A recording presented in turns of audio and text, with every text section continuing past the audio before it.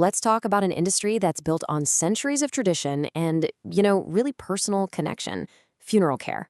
What happens when that deeply human service smacks right into the cold, hard reality of a Google search? Well, that's exactly the challenge we're going to unpack today. You hear this a lot from funeral directors. It's a really powerful statement, almost a core belief in the industry. But you have to ask, in our digital world, is that still true? Let's dig into why this idea is so persistent. Okay, so first off, it's so important to get where this feeling comes from.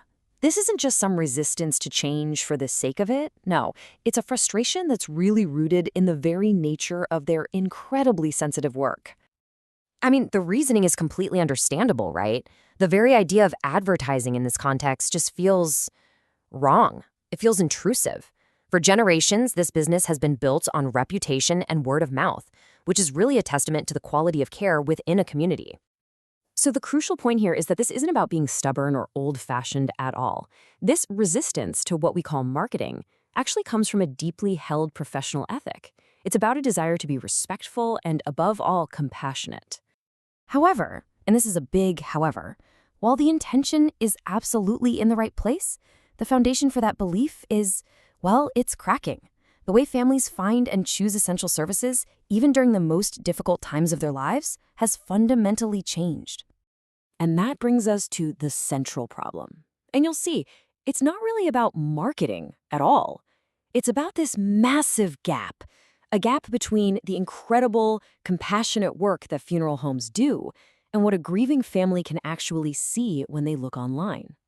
So on one side of this gap, you have the reality of the service. This is the day in, day out stuff. Immense compassion, professionalism, deep community ties, and providing truly dignified care. It's all high touch and deeply, deeply human. But then, on the other side of the gap, you've got the reality of their search. A family in need isn't feeling your compassion through their computer screen. They're seeing your Google listing. They're seeing your reviews, your website, your photos. These little digital breadcrumbs are all they have to go on. And this quote just brilliantly nails the core issue.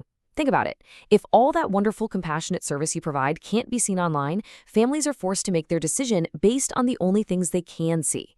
It's not that they don't care about quality. It's that they literally can't perceive it from where they're standing. So how in the world do you bridge this gap without feeling like you're advertising death? The answer is in reframing the entire approach, shifting away from the loaded idea of marketing to something else entirely. We know what traditional marketing feels like in this context, right? It feels loud, it's intrusive, and frankly, it's just uncomfortable for everyone involved. So, what's the alternative? The alternative isn't better marketing, it's visibility. And this reframe is absolutely crucial. It's not about shouting, it's simply about being found.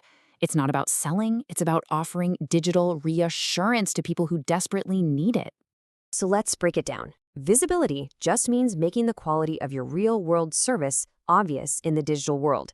Can families find you easily? Can they understand what you do? Can they trust you based on your online presence alone? It's really about translating that real-world care into online clarity.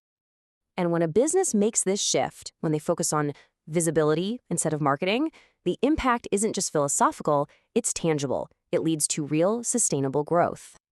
It creates this really powerful chain reaction. First, greater visibility means more families find you. A trustworthy digital presence means they feel that reassurance up front, so they're way less likely to focus only on price. And the result of that?